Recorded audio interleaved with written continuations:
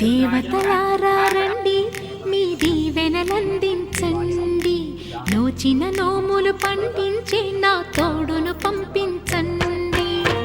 కలలో ఇలలో ఏ కన్నెకి ఇలాంటి పతి రాడనిపించే వరుణ్ణే వరముగా ఇవ్వండి.